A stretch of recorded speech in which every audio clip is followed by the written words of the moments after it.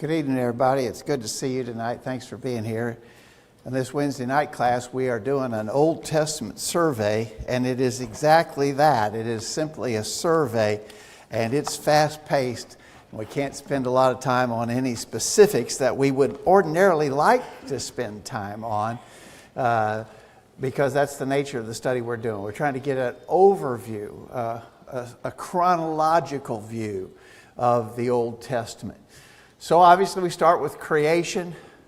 We talked about Noah and the flood, the Tower of Babel, the patriarchs Abraham, Isaac, and Jacob. Joseph, favorite son of Jacob, ended up in Egypt. The whole family ended up there. The Israelites became slaves in Egypt, were there for 400 about years there on that order. Moses was commissioned to lead them out of Egypt. They went to Mount Sinai and received the law. Moses received the law from God at Mount Sinai. Because of their unbelief, they were required to wander in the wilderness for 40 years. Joshua led them into the promised land. And that's sort of where we've gotten to so far.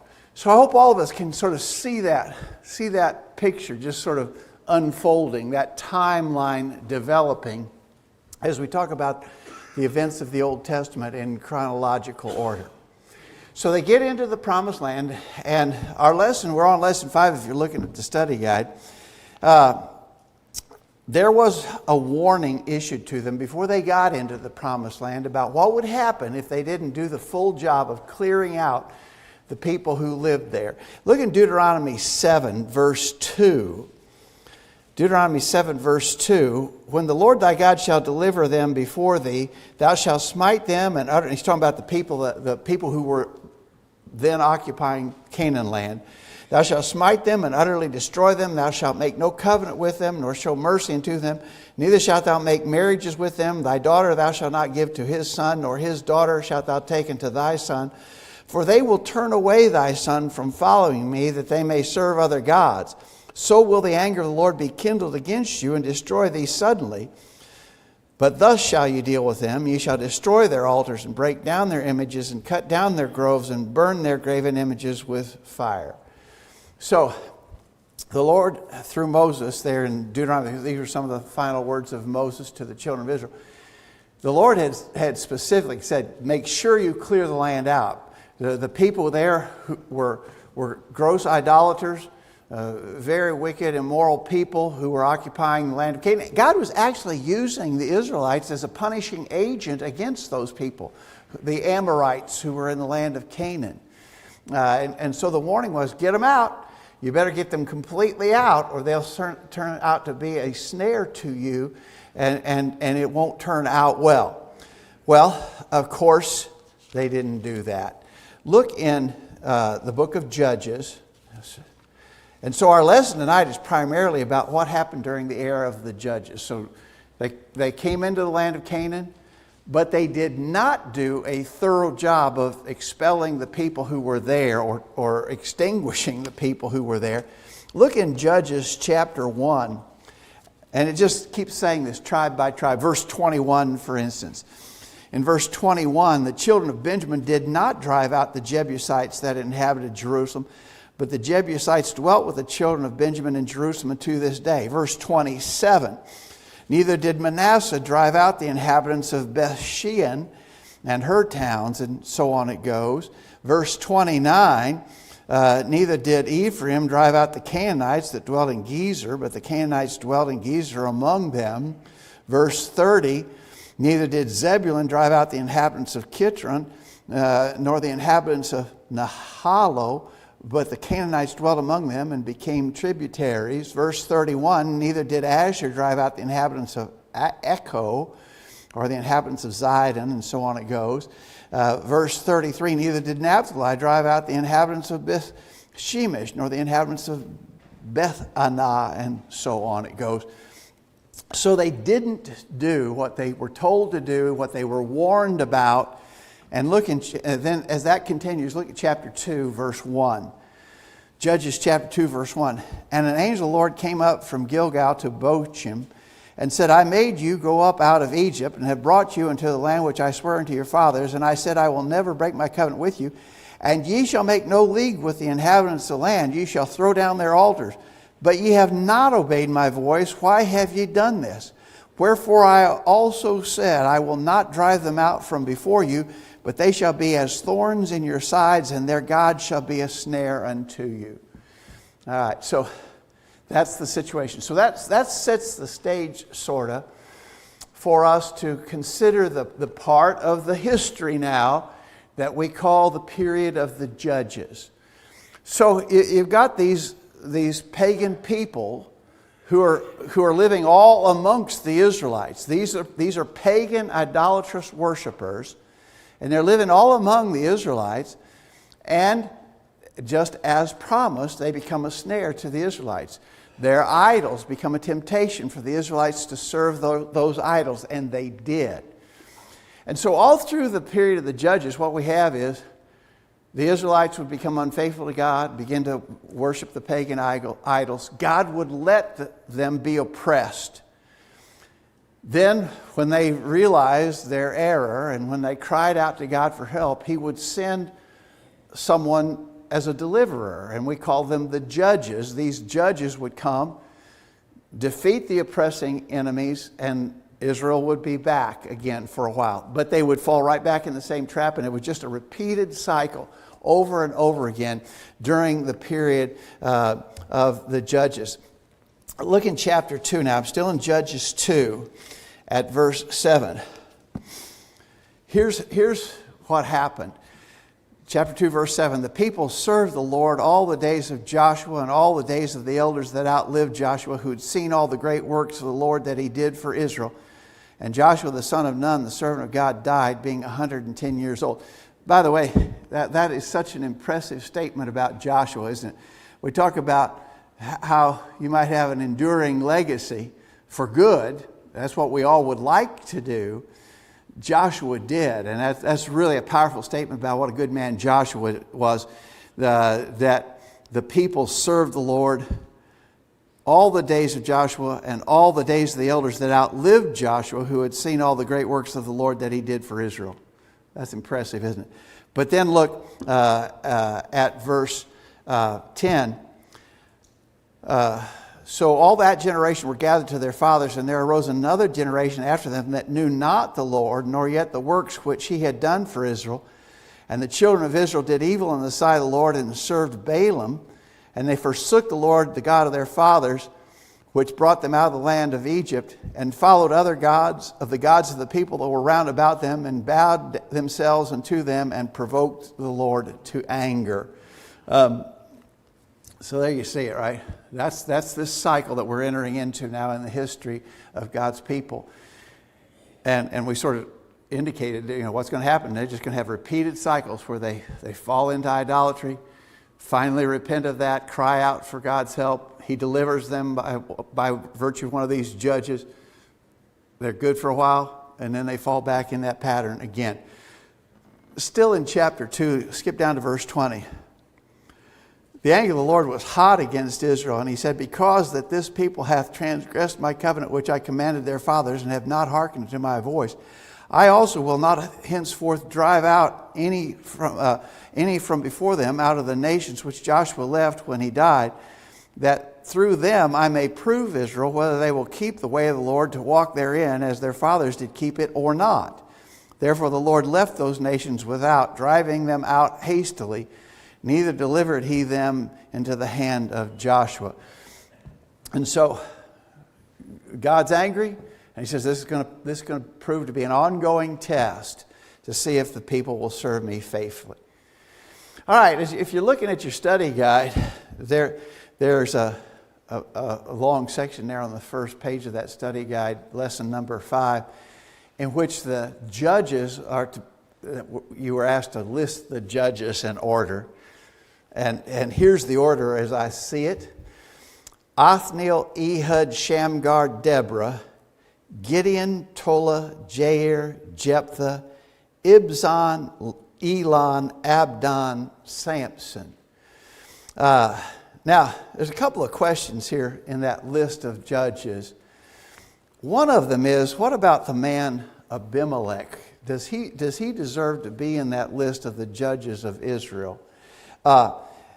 Abimelech was one of the sons of Gideon, but he was a rebel, and he actually ended up killing off all of his brothers who might have been a threat to his rule and his authority.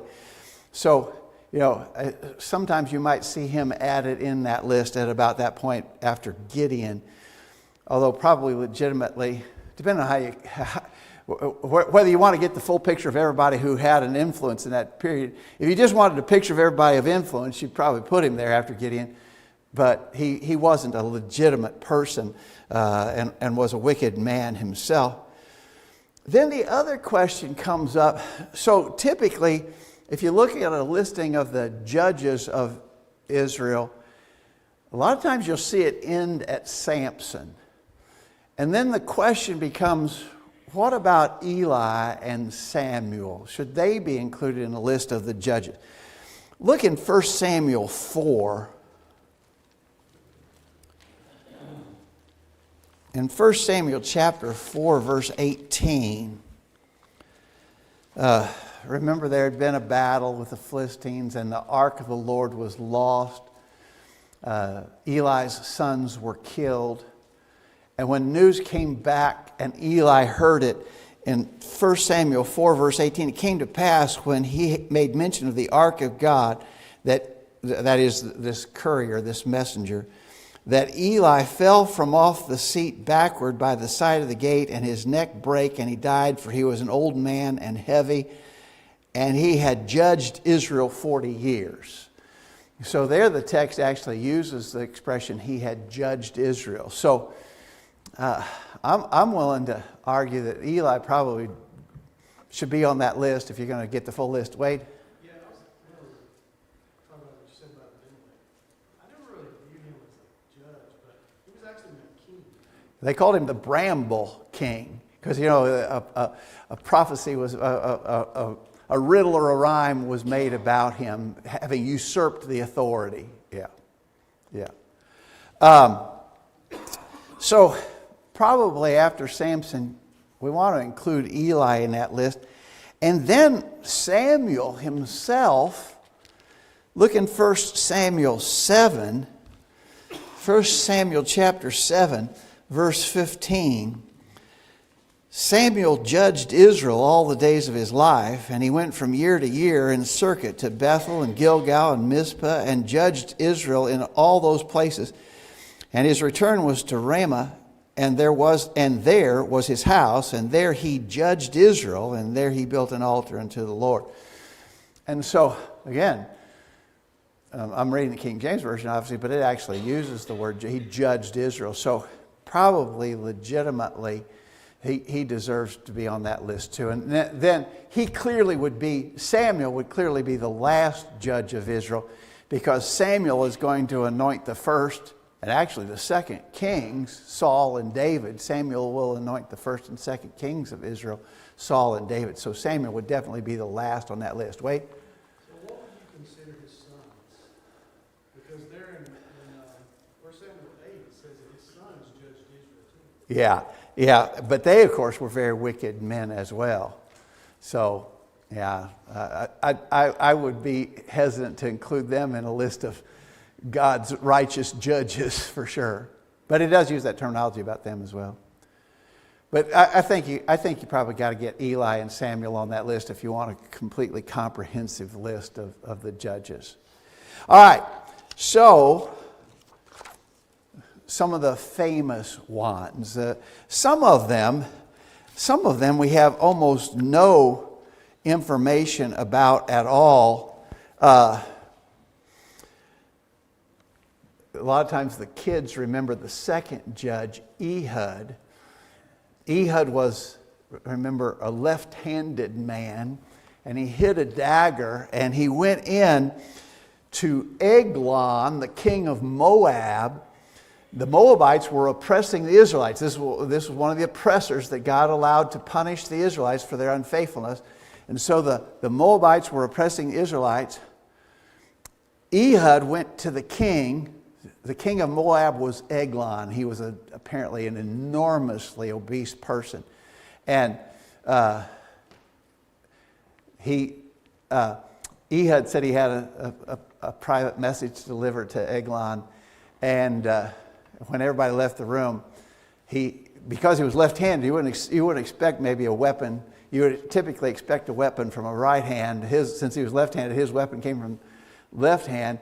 And he stabbed Eglon with a dagger, and it says the flesh folded over the dagger. He couldn't even retract it. He left him to die in the room, and they found him later. But Ehud is famous. The kids a lot of times will remember Ehud killing Eglon. Shamgar, the next judge, the third judge, killed 600 Philistines with an ox goad. I didn't even know that this was a question, but I was reading, someone asked, did he kill all 600 at one time? Or was that a cumulative number of people that he killed? I don't know. And I guess you can't say definitively, but I always had the impression that was sort of an overwhelming battle in which he killed 600 men. Of course, Deborah and Barak stand out in the list.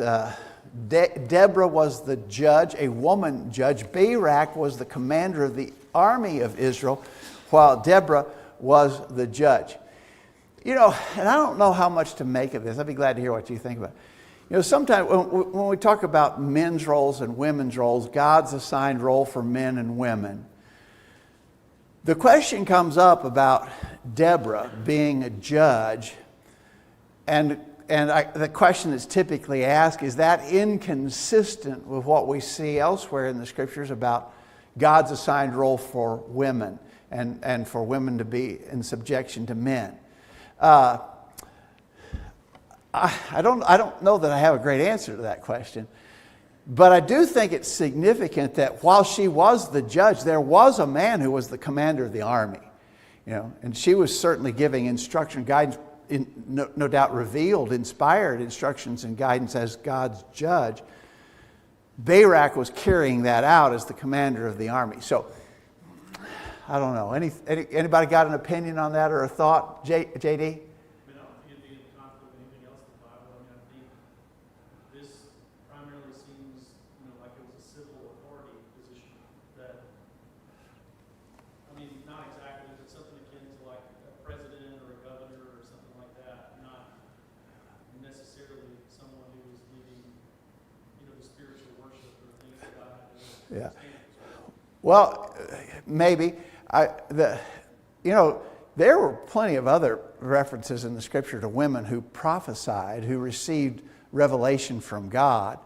And so the fact that she was no doubt receiving that kind of guidance through God's direct interaction, wouldn't be inconsistent with other things we read in the Scripture for sure. So, I don't know. Anybody got another opinion about that? To me, that's a little bit of a tough one, and I don't know that I have a good handle on that. But anyway, we remember Deborah with Barak, her captain. Gideon, who was so hesitant to accept the assignment to deliver Israel. And remember, Gideon is the one who famously asked for a sign. I never can remember. Anybody remember? So he put a fleece on the ground, and I think the first time the ground was wet and the fleece on the ground was dry from the dew, and he asked for a repeat of the test, and the second, was it the other way around? So the first time the fleece was wet and the ground was dry, the second time the ground was wet and the fleece was dry. Okay, I never can remember which way that goes. But he really was timid and hesitant to take on that role.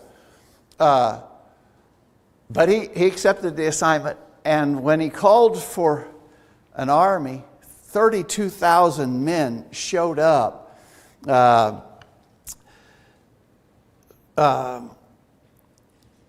And God said, you can't have that many men. The Midianites were their oppressors at that time. God said, you can't have that many men, basically because if they win the battle, they'll think they did it on their own strength and might. And so initially, he said, if you have any worries, if you don't want to go, if you have any concern, go home. And a bunch of fellows did. I think there were still 10,000 left. God said, that's still too many. And that's where Gideon was instructed to lead them to a watering place and to observe how the men drank from the water. Those who bent down and put their faces into the water were excluded. Those who lapped up the water and drank it from their hands were chosen. 300. 300 against an enormous army of Midianites. And yet the victory was won. You remember, kind of impressively, and I think that this tactic has been employed numerous times in military history since then. So Gideon stationed the 300 men around the camp of the Midianites, and they had a lit torch inside of a jug or a jar, and each had a trumpet. And so at the signal from Gideon, they all broke the jars, and their torches showed instantly, and they all simultaneously sounded their trumpets. It looked for all the world like the camp of the Midianites was surrounded by an immense army. And the Midianites turned on each other, killed each other, and scattered, and they gained the victory with just 300 men. Gideon was famous for that.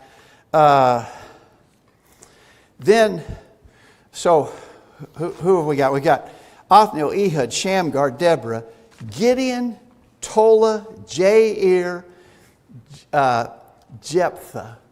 Now, Jephthah's an interesting character, remember? The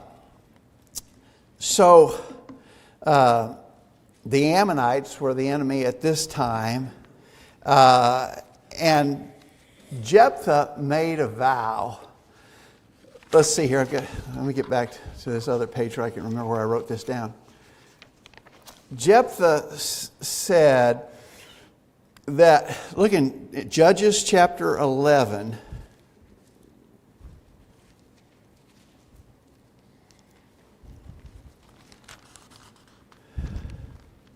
If I can get my pages to turn here for me.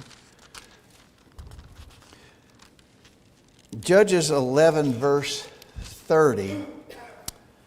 Jephthah vowed a vow unto the Lord and said, if thou shalt without fail deliver the children of Ammon into my hands, then it shall be that whatsoever cometh forth of the doors of my house to meet me, when I return in peace from the children of Ammon, shall surely be the Lord's, and I will offer it up for a burnt offering. So Jephthah passed over into the children of Ammon to fight against them, and the Lord delivered them into his hands. Now, we often talk about the rash vow of Jephthah. He said, whatever first thing come out of my house to meet me, when I come home in victory, I will offer to the Lord. We know that the first thing that came out to meet him was his daughter. If you skip down to verse 37, we'll keep reading. Verse 33, he smote them from Aroer, even until thou come to Minnith, even 20 cities into the plain of the vineyards with a very great slaughter. Thus the children of Ammon were subdued before the children of Israel. And Jephthah came to Mizpah to his house, and behold, his daughter came out to meet him with timbrels and with dances, and she was his only child. Beside her he had neither son nor daughter. So Jephthah obviously had not thought this through carefully. Actually, there was a lot wrong with that vow if you stop to think about it. It might have been his dog that ran out to meet him when he returned home.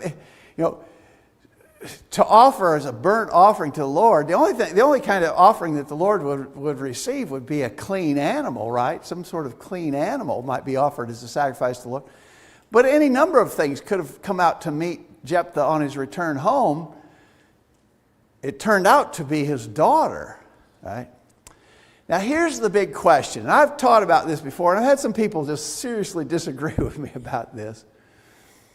Did Jephthah offer his daughter as a burnt sacrifice? Now, Eric says yes. I say no. And I want to explain why.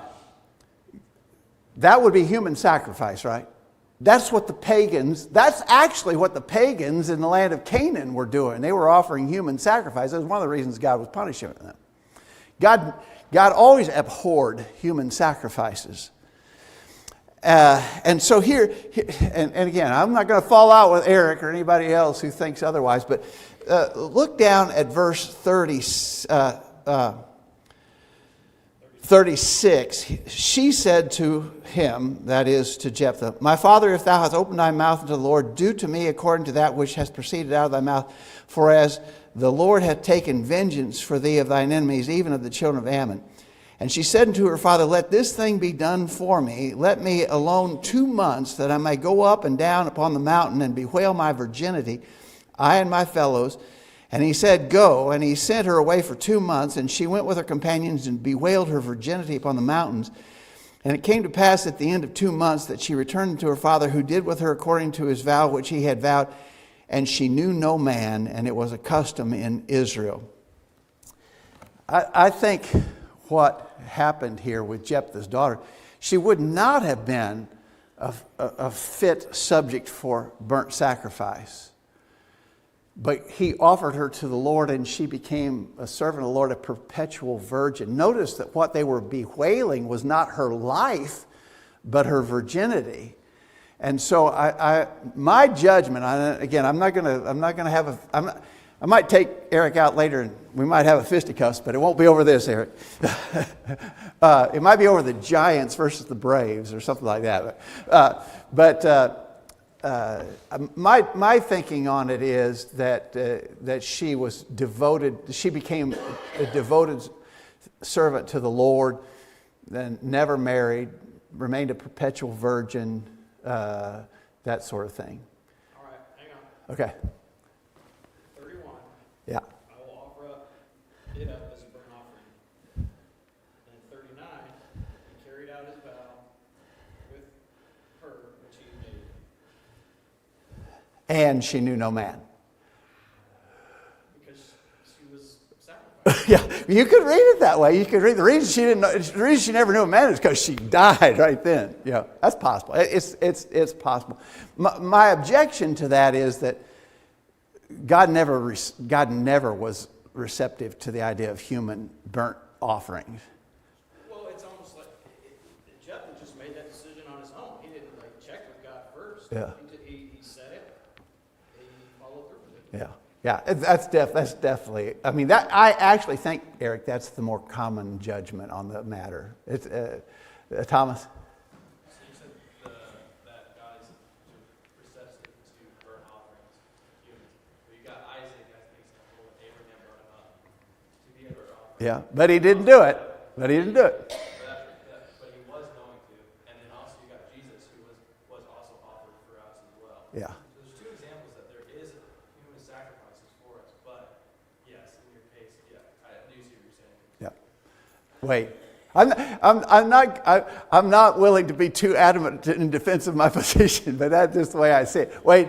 There is also precedent in other places in Scripture, I have to go back and find it, but where God specifically told them, do not offer your children up as burnt sacrifice. Yeah. So if you did that, would he be in violation of God's law? Yeah. And there are other times where people wanted to do things for God that God did not want. What if it had been a dog or a pig that ran out to be the first thing to meet Jephthah? Look at David. David said, I'm going to build a house to the Lord. And the Lord said, no, you're not. I never told you to do that. Yeah, yeah. It's been a challenging question, and I mean, I don't think we're going to have the definitive answer to that. I'm just sharing with you my think so on it. Anybody else got an opinion? All right. But Jephthah's famous for his rash vow, the rash vow. And there's obviously, I think, a fair takeaway on that story for us, you know. If you're going to commit something to the Lord, make sure you're ready to commit it to the Lord. You know, if you're going to say it, do it. If you're going to make a commitment, follow through with it. So count the cost before you make the promise, I think is the tale of that story. Of course, Samson was, so we got in the list, we've got Jephthah, and then Ibzan, Elon, Abdon, which those guys we know almost nothing at all. Then, of course, we've got Samson, and the story of Samson is a well-known one. We could go down to get the kids out of the class downstairs, and they'd tell you about Samson, right? Samson, what a contradictory character Samson was. You know, God used him to deliver the Israelites from the oppression of the Philistines. But man, he was an undisciplined fella. He was wrong on so many counts.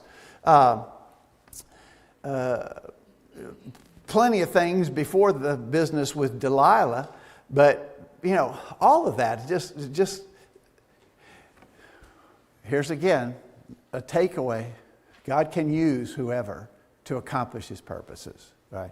And his purpose was that the Philistines would be defeated and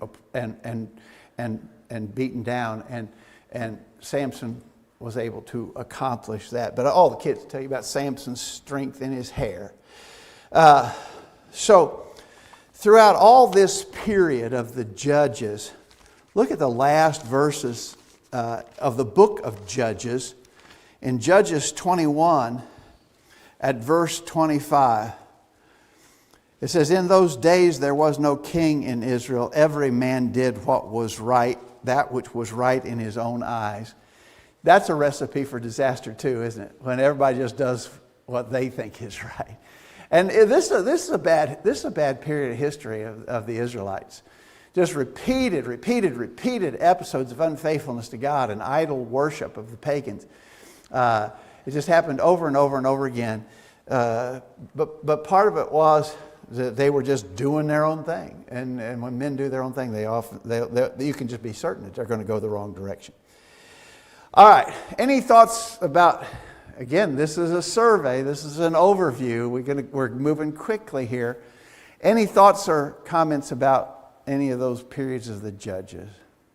James? If you read the end of the Judges, it doesn't talk about a judge per se, but it talks about Dan, the tribe of Dan, when they forsake their inheritance and move. It also talks about how when you don't have God as your king, how bad you can get. And if you read those chapters, they got as bad as Sodom and Gomorrah.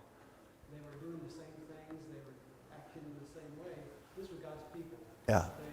God's people could lose their own. It's 400-something years, but to go from Moses and Joshua to these people, Yeah. it doesn't take long. So we got to do Good point. I don't know if you all could hear James. James' point was, so really it just happened, it took about a generation after Joshua was gone before they were in trouble. People can depart the Lord in rapid order. It doesn't take long for a gross departure to take place. And that's a lesson for us too, that we need to be really careful and on guard to follow the Word of God, to follow it carefully, to do the right things, do them the right way. Because if we don't, we're planting a seed that will bear fruit likely in a generation or less when our children and our grandchildren depart from the Lord. So that's really, I think, a really good, fair warning for sure. And we see that here. Wade? What do you feel about these last chapters, Judges 17 on forward? Do you feel that, because it seems like it's just such a departure from the rest of the book, how do you feel about it as far as, do you feel like they belong in the... You know about the book of Judges? The last chapters of the book of Judges? I don't know.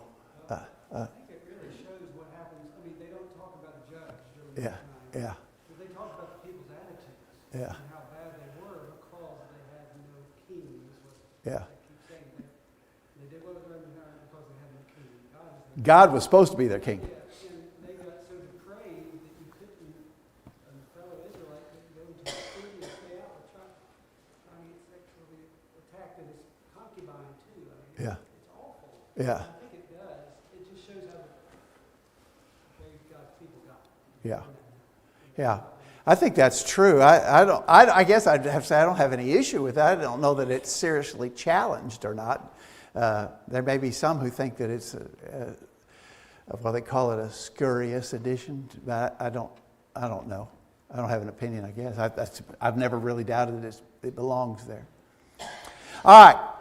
During the period of the Judges is when the story, the short book of Ruth, happens during the period of the Judges. Ruth is really a neat story, isn't it? It's just 4 chapters long. It's like a really good short story. I don't know when you were studying literature in school if you enjoyed reading short stories. I probably enjoyed short stories a lot better than long ones because I didn't like to read that much. So a short story was right up my alley. And the book of Ruth is really a neat short story, right? But notice how it starts out. Ruth chapter 1, verse 1. Now it came to pass in the days when the judges ruled. So that puts it right in this time frame, right? We're trying to get a chronological view of Old Testament things. And so the book of Ruth belongs in this section of the chronology. Right? It happened during the time of the judges. It says that there was a famine in the land. And a man of Bethlehem went to sojourn in the country of Moab, he and his wife and his 2 sons. The name of the man was Elimelech, and the name of his wife was Naomi, and the name of his 2 sons Mahlon and Chilion. And they were Ephraimites from Bethlehem, Judah. And they went to the land of Moab to survive the famine. You know, it's again so hard for us to imagine a situation where the famine is so intense. We're talking about life and death. We're talking about survival. And so they went to the land of Moab with hopes that they could just eke out an existence through the rest of this famine. While they're there, Naomi's husband Elimelech dies. Her 2 sons die. But the sons, before they died, had married women who were Moabites. So it turns out that Naomi decides she's got to go back to the land of Judah. Verse 7, chapter 1, verse 7. Wherefore she went forth out of the place where she was, and her 2 daughter-in-laws with her, and they went on the way to return into the land of Judah. And Naomi said to her 2 daughters-in-law, Go, return each to her mother's house. The Lord deal kindly with you as ye have dealt with the dead and with me. The Lord grant you that ye may find rest, each of you in the house of her husband. Then she kissed them, and they lifted up their voice and wept. Skip down to verse 14. And they lifted up their voice and wept again, and Orpah kissed her mother-in-law, but Ruth clave unto her. Orpah, have you ever heard this? I think this is true. Oprah Winfrey is named after this Orpah, but her mom spelled it wrong. I think this is the Bible character that Oprah Winfrey was supposed to be named after, but they didn't spell it right. The woman was actually Orpah. She did go back to her people, but Ruth refused to do so. In verse 15, Naomi said to thy sister-in-law is gone back to her people and to her gods. Return thou after thy sister-in-law. And Ruth said, Entreat me not to leave thee, nor to return from following after thee. For whither thou goest, I will go. Where thou lodgest, I will lodge. Thy people shall be my people, and thy God, my God. Oh, that's a famous expression. Where do you typically hear that verse quoted? In weddings, which I always thought was kind of weird, because this wasn't what a man or a woman said to each other. This is what Ruth said to her mother-in-law Naomi. But man, what a noble sentiment it expresses. And so they go back to the land of Judah. But they're both widows. They're both widows.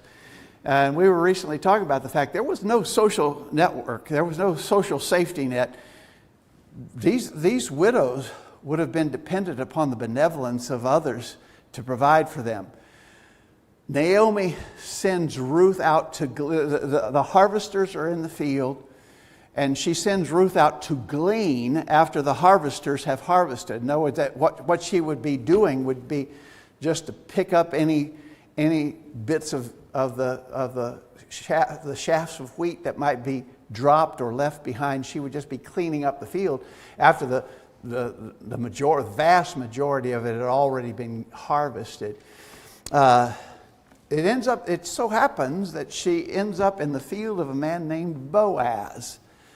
Boaz asked about her. He asked his laborers, who is this woman? And they tell him, and he says, you'd be good to her. You let her eat with you. Drop some grain on purpose that she can gather up.